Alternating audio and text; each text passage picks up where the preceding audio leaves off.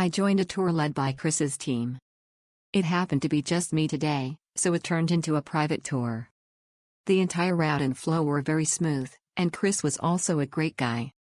It's a worthwhile trip.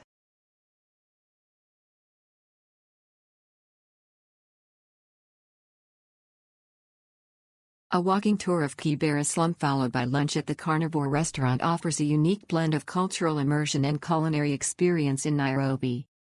Kibera is one of Africa's largest informal settlements, and guided tours provide insights into the daily lives, challenges, and resilience of its residents.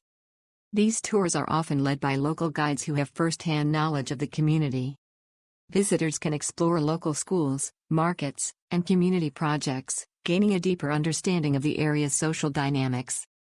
After the tour, dining at the Carnivore Restaurant offers a chance to relax and enjoy a variety of meats, including game meats, in a unique setting.